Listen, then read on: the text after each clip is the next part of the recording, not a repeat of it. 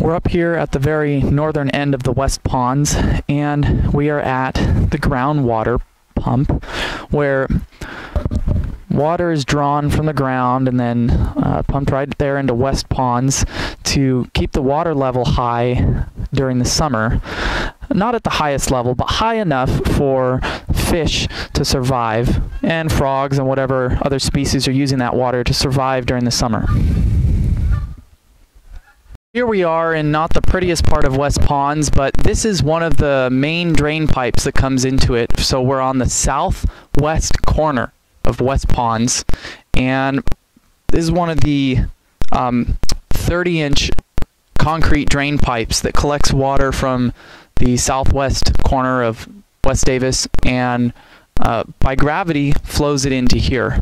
So there's one of these on the opposite corner, on the southeast corner, and you can see it's a slightly concrete line just up here near the pipe itself, concrete lined, but then just cobble lined down into West Ponds. And it dried up a while ago. We did get a little bit of rain today, but there's no more water coming in.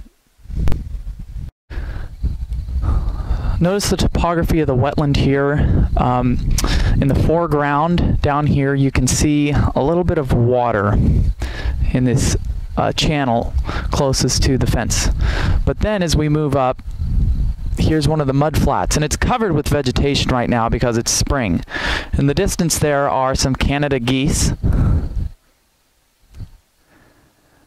And Canada geese, along with many of the other waterfowl, love these uplands because they eat the vegetation, they eat all the bugs that are around that vegetation, that herbaceous layer.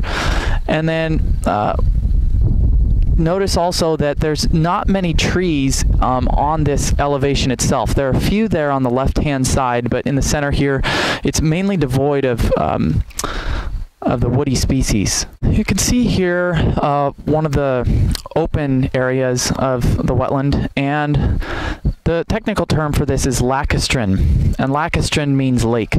So this serves that habitat purpose. So think about the different types of habitat you might have in your site. Lacustrine, mudflat, upland, marsh, etc. And this would be the lacustrine section, and this is what we see here, a lot of geese.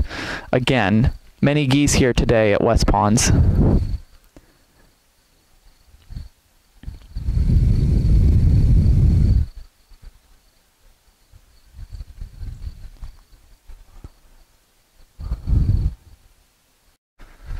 This is a good opportunity to show you how they have transitioned here from upland, which is mainly grassland, this Muhlenbergia, that deer grass, down into the wetland and then the lacustrine habitat types.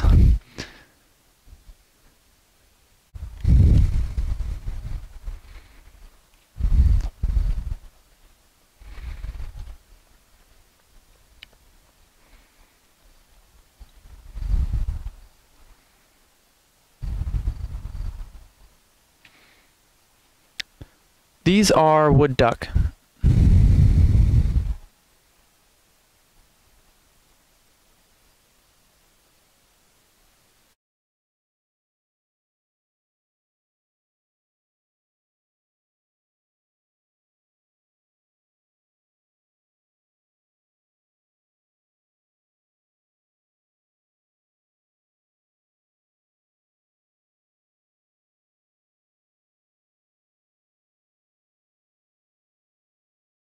Here we are looking at one of the islands, which has kind of a funny shape.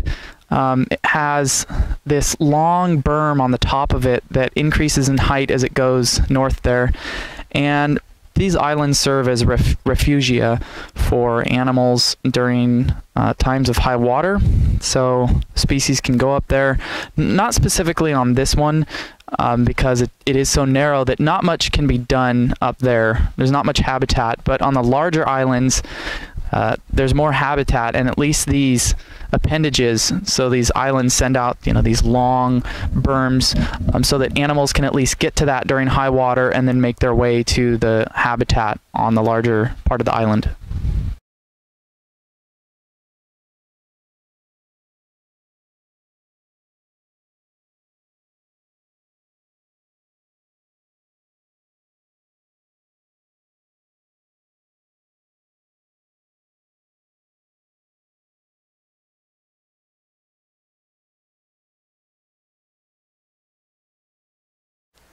We're underneath a large canopy of a valley oak on the upland, just about 2 or 3 feet above the elevation of the mud flats here in the foreground, and about 4 feet above the elevation of the mud flats there in the distance.